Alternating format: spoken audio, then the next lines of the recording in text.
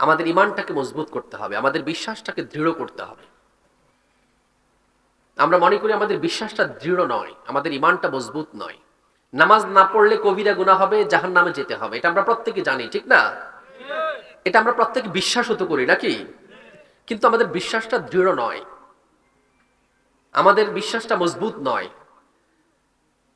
যদি আমাদের বিশ্বাসটা দৃঢ় হইতো তাহলে আমরা নামাজ কাজা করতাম না। হারাম বক্ষণ করা যাবে না, হারামের সাথে সম্পর্ক রাখা যাবে না, এটা আমরা প্রত্যেকেই জানি। কিন্তু এরপরও আমরা হারামের সাথে সম্পৃক্ত হয়ে যাই, ব্যক্তি স্বার্থে, পারিবারিক স্বার্থে, সামাজিক স্বার্থে, রাজনৈতিক স্বার্থে, অর্থনৈতিক স্বার্থে। বিভিন্ন কারণে আমরা হারামের সংস্পর্শে চলে যাই।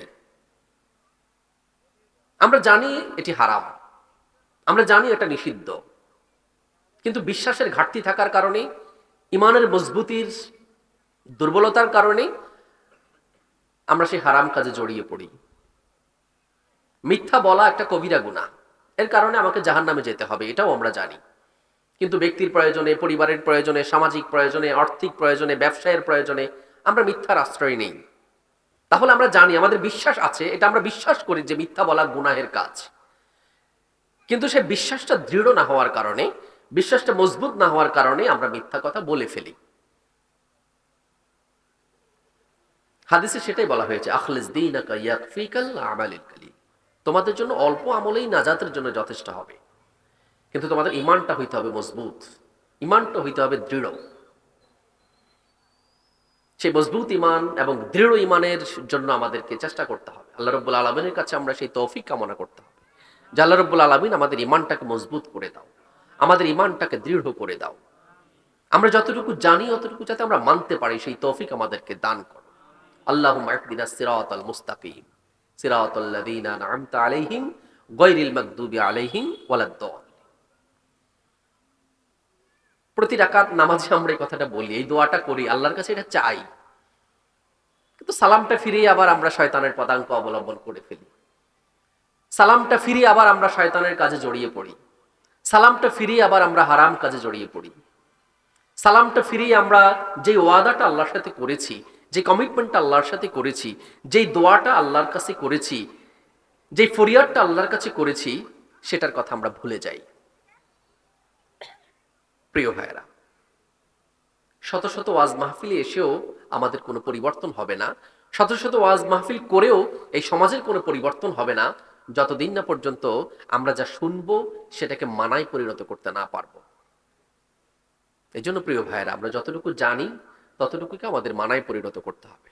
রাসূল করিম সাল্লাল্লাহু আলাইহি সাল্লামের আগমন দুনিয়াতে এই উদ্দেশ্যে হয়েছে, প্রত্যেক নবীদের আগমন এই উদ্দেশ্যে হয়েছে, রাসূলদের আগমন এই উদ্দেশ্যে হয়েছে। আল্লাহ রাসূল সাল্লাল্লাহু আলাইহি সাল্লাম সে আইয়ামে জাহিলিয়াতের অবস্থা নিয়ে তিনি চিন্তা করতেন, তিনি ধ্যান করতেন, দিনের পর দিন, মাসের পর মাস, বছরের পর বছর তিনি চিন্তা করে কোনো কুল কিনারা খুঁজে পাচ্ছিলেন না। কিভাবে এই অন্ধকারাচ্ছন্ন মানুষদেরকে আলোর পথ দেখাবেন, কিভাবে এই হতাশাগ্রস্ত মানুষদেরকে দিনের পথে নিয়ে আসবেন, কিভাবে এই জুলুম নির্যাতনের অবসান ঘটাবেন, কিভাবে করে এই খুন খারাপি রাহাজানি সেটিকে বন্ধ করবেন। শুধু তিনি চিন্তা করতেন আর চিন্তা করতেন, তিনি কোনো উত্তর খুঁজে পেতেন না। একদিন হেরা পর্বতের গুহায় তিনি ধ্যানে মগ্ন ছিলেন। এই অবস্থায় আল্লাহ রাব্বুল আলামিন জিবরাইল আলাইহিস সালাম কে পাঠালেন তার নিকট। জিবরাইল আলাইহিস সালাম এসে তাকে বললেন, ইকরা, তুমি পড়ো। রাসূল করিম সাল্লাল্লাহু আলাইহি সাল্লাম বললেন, আমি তো পড়তে জানি না, আনা লা আদরি, আমি পড়তে জানি না। আবার বলা হলো, ইকরা, পড়ো। তিনি আবারও বললেন, আমি পড়তে জানি না। আবারও বলা হলো, তুমি পড়ো, ইকরা।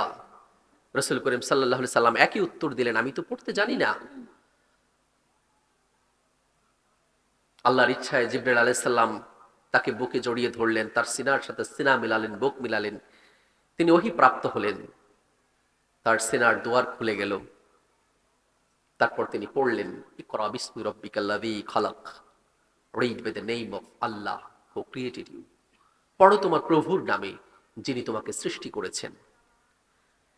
সম্মানিত ভাইয়েরা, রাসূল করিম সাল্লাল্লাহু আলাইহি সাল্লামের উপর যেই পড়ার নির্দেশটি নাজিল হয়েছিল, এটি আল্লাহর একটি বিধান, এটি আল্লাহর একটি নির্দেশ, এটি একটি ফরজ ইবাদতের নাম।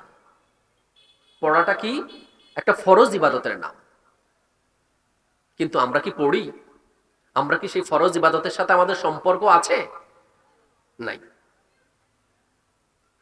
আজকে আমার ব্যক্তি জীবনে, আমার পারিবারিক জীবনে, আমার সামাজিক জীবনে, এই রাষ্ট্রে, সারা দুনিয়াতে মুসলমানদের আজকে অধঃপতনের একটাই কারণ, সারা দুনিয়াতে অশান্তির একটাই কারণ, সারা দুনিয়াতে বিশৃঙ্খলার একটাই কারণ, এই বিশ্ব ব্রহ্মাণ্ড যিনি সৃষ্টি করেছেন তিনি এই বিশ্ব ব্রহ্মাণ্ডকে কিভাবে পরিচালনা করবেন, সাথে যে গাইড বুকটা দিয়েছেন, সাথে যে কনস্টিটিউশন দিয়েছেন, সাথে যে হেদায়েতের গ্রন্থ দিয়েছেন, যেটিকে হুদাল্লিন নাস বলা হয়েছে, যেটিকে বলা হয়েছে মানবতার হেদায়েতের একমাত্র গ্রন্থ, সেই গাইড বুক থেকে, সেই গ্রন্থ থেকে, সেই ক্যাটালগ থেকে, সেই পুস্তক থেকে আমরা হেদায়েত লাভ না করার কারণে, হেদায়েত না নেওয়ার কারণে আজকে সর্বপর্যায়ে অশান্তি বিরাজমান।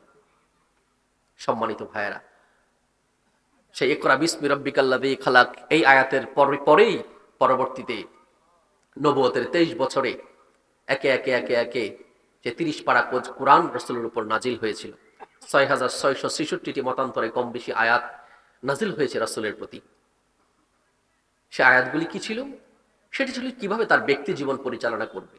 সেখানে বলা হয়েছে কিভাবে তার পরিবার পরিচালনা করবে, সেখানে বলা হয়েছে কিভাবে সমাজ পরিচালিত হবে, সেখানে বলা হয়েছে কিভাবে রাষ্ট্র পরিচালিত হবে, সেখানে বলা হয়েছে রাষ্ট্রের রাজনীতিটা কেমনে চলবে, সেখানে বলা হয়েছে রাষ্ট্রের অর্থনীতিটা কিভাবে পরিচালিত হবে, সেখানে বলা হয়েছে রাষ্ট্রের শিক্ষা ব্যবস্থা কিভাবে পরিচালিত হবে, সেখানে বলা হয়েছে রাষ্ট্রের সভ্যতা সংস্কৃতি কিভাবে পরিচালিত হবে। দোলনা থেকে কবর পর্যন্ত, জন্ম থেকে মৃত্যু পর্যন্ত, রান্নাঘর থেকে পার্লামেন্ট পর্যন্ত কিভাবে পরিচালিত হবে এই বিশ্ব ব্রহ্মাণ্ড, সেটি সেই হিদায়াতের গ্রন্থে, সেটি সেই ক্যাটালগে, সেটি সেই কনস্টিটিউশনে লেখা আছে। প্রিয় ভাইরা, কারা সেটি পরিচালনা করবে? অন্য কোনো প্রাণী নাকি মানুষ? মানুষ। আমরা কি সেই মানুষের কাতারে নাই নাকি? তাহলে আমি কি কোনোদিন পড়ে দেখেছি সেখানে কি বলা হয়েছে? আমি কি কখনো সেটা অধ্যয়ন করেছি যে সেখানে আমার পরিবারটা কিভাবে চলবে, সে ব্যাপারে কি গাইড করা হয়েছে? আমি কি সেটা অধ্যয়ন করে এটা জেনেছি কখনো যে আমার ব্যক্তি, পরিবার, সমাজটা কিভাবে পরিচালিত হবে, সে ব্যাপারে কি লেখা আছে সেখানে? আমি যে রাজনীতির সাথে সম্পৃক্ত রয়েছি সেই রাজনীতির ব্যাপারে এখানে কি বলা হয়েছে সেটিকে আমি পড়ে দেখেছি? আমি যে অর্থনীতির সাথে জড়িত রয়েছে সেই অর্থনীতির ব্যাপারে কোরআনে কি বলা আছে আমি কি সেটা পড়ে দেখেছি কখনো?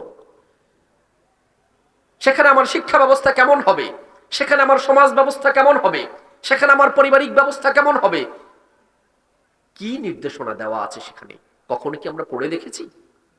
অথচ আমি বলছি এটা হুদাল্লিন নাস, মানবতার হেদায়েতের গ্রন্থ। তাহলে আমি কি সেখান থেকে হেদায়েতের লাভের জন্য চেষ্টা করছি? করছি না প্রিয় ভাইরা। যার কারণে আমার ব্যক্তি জীবনে, আমার পারিবারিক জীবনে, আমার সামাজিক জীবনে, আমার রাষ্ট্রীয় জীবনে সর্বত্র অশান্তি বিরাজমান। প্রিয় ভাইরা, আমরা জানি ইসলাম অর্থ শান্তি। ইসলাম অর্থ কি? শান্তি। আপনাকে যদি একজন অমুসলিম প্রশ্ন করে যে ভাই ইসলাম অর্থ তো শান্তি, আপনি তো একজন মুসলমান, আপনার জীবনে কি শান্তি আছে? আপনি কি তাকে বলতে পারবেন হ্যাঁ শান্তি আছে? বলতে পারবেন? পারবেন না, কারণ আপনি তো অশান্তিতে আছেন। তাহলে আপনি তাকে কি উত্তর দিবেন? আপনি তাকে কোনো উত্তর দিতে পারছেন না। তখন সে বলবে আসলে ইসলাম অর্থ শান্তি না। আর আপনি তো তার সেই কথাটা মেনে চলে আসতে হবে, কারণ আপনি তো ইসলামের অনুসারী বলে দাবি করেন, আপনি কোনো নিজেকে মুসলিম বলে দাবি করেন, অথচ আপনার জীবনে শান্তি নাই। আপনার চেয়ে সে আরো ভালো শান্তিতে আছে, ঠিক না? তাহলে ইসলাম অর্থ শান্তি হলো কোথায়? প্রিয় ভাইরা, ইসলাম অর্থ শান্তি, সেটা তৃতীয় ধাপ। ইসলামের তৃতীয় অর্থ হচ্ছে শান্তি। ইসলামের প্রথম অর্থ হচ্ছে আত্মসমর্পণ। ইসলামের প্রথম অর্থ কি? আত্মসমর্পণ। কার কাছে আত্মসমর্পণ করবে? আল্লাহর কাছে আত্মসমর্পণ করবে। কি বলে আত্মসমর্পণ করবে? ইন্না সলাতি ওয়া নুসুকি ওয়া মাহইয়ায়া ওয়া মামাতি লিল্লাহি রাব্বিল আলামিন। আমি আল্লাহর সাথে এই বলে আত্মসমর্পণ করতে হবে, আল্লাহ, আমার নামাজ, আমার কুরবানি, আমার জীবন, আমার মৃত্যু সবকিছু তোমার জন্য, সবকিছু আল্লাহর জন্য, লিল্লাহি রাব্বিল আলামিন। এই বলে আগে আল্লাহর কাছে নিজে সমর্পণ করে দিতে হবে নিজেকে। এটি হচ্ছে ইসলামের প্রথম অর্থ এবং প্রথম শর্ত এবং প্রথম কাজ। আমরা কি সেভাবে করে নিজেদেরকে আত্মসমর্পণ করাতে পেরেছি? পারিনি। প্রিয় ভাইরা, ইসলামের দ্বিতীয় অর্থ হচ্ছে আনুগত্য। দ্বিতীয় অর্থ কি? আনুগত্য। কার আনুগত্য করব? আল্লাহ বলছেন আতিউল্লাহ ওয়া আতিউর রাসূল ওয়া উলিল আমরি মিনকুম। তোমরা আল্লাহর আনুগত্য করো, তোমরা রাসূলের আনুগত্য করো, এবং আল্লাহ এবং রাসূলের ব্যাপারে যারা নির্দেশনা দিবে দায়িত্বশীল তাদের আনুগত্য করো। তাহলে আনুগত্য করতে হবে কার? আল্লাহর, রসুলের, এবং আল্লাহ রসুলের কথা মতো যারা নির্দেশনা দিবে তাদেরও। এই সমাজে যারা সে নেতৃত্ব দিবে, এই সমাজকে যারা পরিচালনা করবে, আল্লাহ এবং রাসূলের আইন মোতাবেক পরিচালনা করতে চায়, তাদের আনুগত্য করাও ফরজ। এটা আল্লাহর হুকুম। কথা বুঝে আসছে কিনা? তাইলে আমি কি সেরকম একজন আনুগত্যশীল বান্দা হিসেবে নিজেকে আল্লাহর কাছে উপস্থাপন করাতে পেরেছি? পারি নাই। তাহলে আত্মসমর্পণ আমি করি নাই, বা একজন আত্মসমর্পণকারী হিসেবে নিজেকে আল্লাহর কাছে উপস্থাপন করতে পারিনি, একজন আনুগত্যশীল ব্যক্তি হিসেবে নিজেকে আল্লাহর কাছে উপস্থাপন করাতে পারিনি, তাহলে কি আমার জীবনে শান্তি আসবে? আসবে না প্রিয় ভাই। সেই শান্তির ছায়া, সেই শান্তি পাওয়ার কোনো সুযোগ আমি পেতে পারি না প্রিয় ভাই। আমি যখন ব্যক্তি জীবনে সেই আত্মসমর্পণ এবং আনুগত্যের চর্চা করব, তখন আমার ব্যক্তি জীবনে আসবে শান্তি। আমি যখন পারিবারিকভাবে পরিবারের সকল সদস্য মিলে সেই আত্মসমর্পণ এবং আনুগত্যের চর্চা করব, তখন আমার পরিবারে আসবে শান্তি। সামাজিকভাবে সকল মানুষে মিলে যদি আমরা সেই আত্মসমর্পণ এবং আনুগত্যের চর্চা করি, তাহলে আমাদের সমাজে আসবে শান্তি প্রিয় ভাইরা।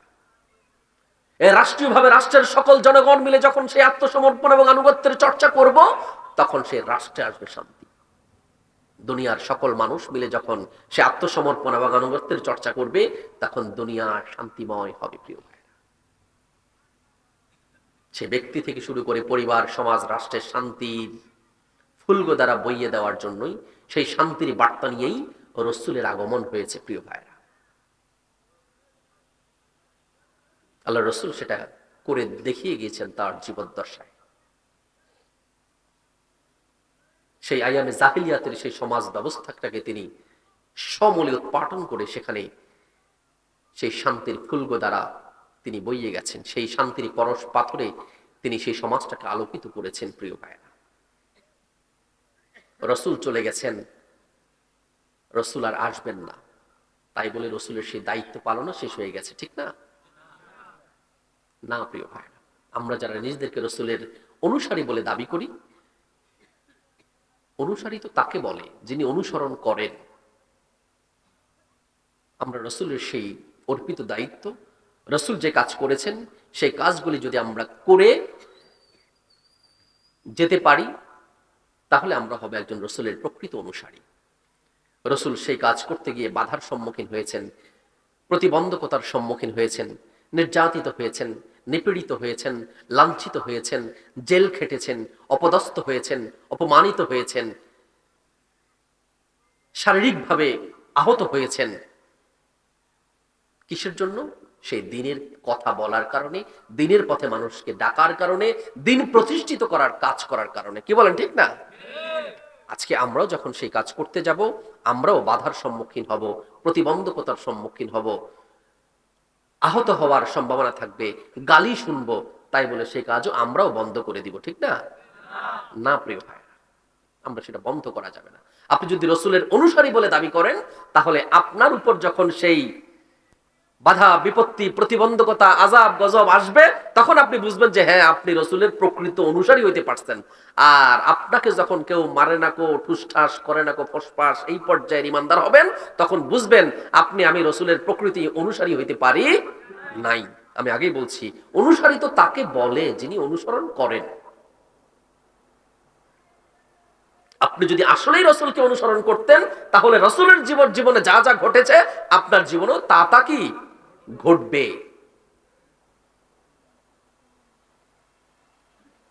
যা যা ঘটেছে মানে কি বুঝিয়েছি আমি? রসূল লাঞ্ছিত হয়েছেন, অপমানিত হয়েছেন, নির্যাতিত হয়েছেন, নিপীড়িত হয়েছেন। আজকের আমাদের সমাজেও এই কাজ করতে গিয়ে লাঞ্ছিত, অপমানিত, নির্যাতিত, জেল, জুলুম, গুম, এগুলা কি হয়েছে অতীতে? হয়েছে প্রিয় ভাই। যারা সেই রসূলের প্রকৃত অনুসারী ছিল, তাদের উপর সেটা হয়েছে, তারা এই পরিস্থিতি ফেস করেছেন। আর আমরা যারা সেই রসূলের প্রকৃত অনুসারী হইতে পারি নাই, তাদেরকে সেই পরিস্থিতির মুখোমুখিও হইতে হয় নাই। আমরা রসূলের ওই মিডা সুন্নতের অনুসারী। আমরা মিষ্টি খাওয়া সুন্নত, আমরা জিলাপি খাওয়া সুন্নত, লাউ খাওয়া সুন্নত, মধু খাওয়া সুন্নত, সেই সুন্নত গুলার অনুসারী ছিলাম। পাগড়ি পরা সুন্নত, জুব্ব পরা সুন্নত, সেই কি সুবিধাভোগী সুন্নত গুলার অনুসারী ছিলাম, যার কারণে আমাদের উপর সেই অসুবিধাগুলো আসে নাই। আল্লাহ রাব্বুল আলামিন আমাদেরকে সেই তৌফিক দান করুক, যাতে করে রাসূলের একজন প্রকৃত অনুসারী হতে পারে। প্রিয় ভাইয়েরা, আমি সময় একটু বেশি নিয়ে ফেলছি, সরি। আমাদের মহতারাম হুজুর কথা বলবেন। আমরা যে উদ্দেশ্যে রসুলের আগমন হয়েছে, রসুলের আগমনে দুনিয়াতে আর হবে না, রসুলের সেই রেখে যাওয়া জিম্মাদারি যাতে আমরা পালন করতে পারি। আল্লাহ আমাদের সেই তৌফিক দান করুক। আল্লাহর একজন প্রকৃত বান্দা হওয়ার তৌফিক দান করুক। বান্দা তাকে বলে যিনি বান্দেগী করেন। আমরা জীবনের প্রত্যেকটি ক্ষেত্রে যাতে আল্লাহর বান্দেগী করতে পারি, আমরা যাতে আল্লাহর একজন প্রকৃত গোলাম হতে পারি। গোলাম তো তাকে বলে যে গোলামি করে। আল্লাহর প্রত্যেকটি কথা, আদেশ, নিষেধ মেনে চলার নাম হচ্ছে আল্লাহর গোলামি করা। আমরা আল্লাহর প্রত্যেকটি আদেশ নিষেধ মেনে চলার মাধ্যমে, আল্লাহর গোলামি করার মাধ্যমে যাতে আল্লাহর প্রকৃত গোলাম হতে পারি। আল্লাহ আমাদের সেই তৌফিক দান করুন। মুসলমান তাকে বলে যিনি ইসলামের অনুসরণ করেন। What is Islam? Islam is the complete code of life. একটা পরিপূর্ণ জীবন ব্যবস্থার নাম হচ্ছে ইসলাম। পরিপূর্ণ জীবন ব্যবস্থার নাম হচ্ছে ইসলাম। Islam is not only a religion. ইসলাম শুধুমাত্র কোনো ধর্মের নাম নয়। Islam is the complete code of life. একটা পরিপূর্ণ জীবন ব্যবস্থার নাম হচ্ছে ইসলাম। দুনিয়ার অন্য কোনো ধর্ম পরিপূর্ণ জীবন ব্যবস্থা নয়। কিছু পূজা উপাসনার মধ্যে অন্যান্য ধর্মগুলো সীমাবদ্ধ, কিন্তু ইসলাম শুধুমাত্র নামাজ, রোজা, হজ, যাকাতের মধ্যে সীমাবদ্ধ নয়। অন্যান্য ধর্মের মতো কিছু পূজা উপাসনা, আর আমাদের ভাষায় বলি আমরা ইবাদত বন্দেগী, এই আমরা প্রচলিত যেটাকে শুধুমাত্র ইবাদত বন্দেগী মনে করি, ইসলাম এটার মধ্যে সীমাবদ্ধ নয়। আপনার দোলনা থেকে কবর পর্যন্ত, রান্নাঘর থেকে পার্লামেন্ট পর্যন্ত, জন্ম থেকে মৃত্যু পর্যন্ত যত কিছুর সাথে আপনি সম্পৃক্ত হবেন, এই সকল কিছুকে, সকল দিক এবং বিভাগকে আল্লাহ মনোনীত সেই জীবন ব্যবস্থার আলোকে ঢেলে সাজানোর নাম হচ্ছে ইসলাম। আর আপনি যখন সে আলোকে নিজেকে সাজাতে পারবেন, প্রস্তুত করতে পারবেন, দেন আপনি হবেন একজন মুসলিম। এক কথায়, ইসলামের যিনি অনুসারী তাকে বলে মুসলিম। ইসলাম যিনি মানেন তাকে বলে মুসলিম। তাহলে ইসলামটি কি? পূর্ণাঙ্গ জীবন ব্যবস্থার নাম হচ্ছে ইসলাম। আল্লাহ রসুল সেই পূর্ণাঙ্গ জীবন ব্যবস্থাটা সমাজে প্রতিষ্ঠিত করার জন্যই, ব্যক্তি, পরিবার, সমাজ, রাষ্ট্রে প্রতিষ্ঠিত করার জন্যই রসুলের আগমন হয়েছে। আল্লাহ রসুলকে পাঠিয়েছেন, আমাদেরকেও সেই উদ্দেশ্যে পাঠিয়েছেন। ওমা খালাকতুল জিন্নি ওয়াল ইনসা ইল্লা লিয়াবুদুন। আমাদের কোন ভাইয়েরা এটার তাফসীর করে থাকেন যে জিন এবং ইনসানকে আল্লাহর ইবাদতের জন্য সৃষ্টি করা হয়েছে। এই অর্থটা সঠিক নয়। ইল্লা লিয়াবুদুনের মানে হচ্ছে ইবাদত ব্যতীত অন্য কোনো উদ্দেশ্যে সৃষ্টি করা হয় নাই। ইবাদতের জন্য সৃষ্টি করা হয়েছে, আর ইবাদত ব্যতীত কোনো উদ্দেশ্যে সৃষ্টি করা হয় নাই। দুইটা কথা কি এক? মানে ইবাদত ছাড়া তার আর কোনো কাজ নাই। তার কাছে হচ্ছে শুধু ইবাদত, 24 আওয়ার্স, 24 ঘন্টাই আপনাকে ইবাদতে থাকতে হবে। সেটা কিভাবে থাকবেন, কিভাবে 24 ঘন্টাকে ইবাদতে পরিণত করবেন, সেটা ওই আল্লাহর কোরআন এবং রাসূল করিম সাল্লাল্লাহু আলাইহি ওয়াসাল্লামের সুন্নাহর মধ্যে লেখা আছে, বলা আছে। আপনি সেটাকে জানতে হবে, বুঝতে হবে, পড়তে হবে এবং সে অনুযায়ী মানতে হবে। তখন আপনি হবেন একজন পরিপূর্ণ ঈমানদার, পরিপূর্ণ দিনদার, পরিপূর্ণ আল্লাহর বান্দা, মুসলিম। আল্লাহ আমাদেরকে সেই তৌফিক দান করুন। আমা তৌফিক ইল্লা বিল্লাহ। আসসালামু আলাইকুম ওয়া রাহমাতুল্লাহি ওয়া বারাকাতুহু।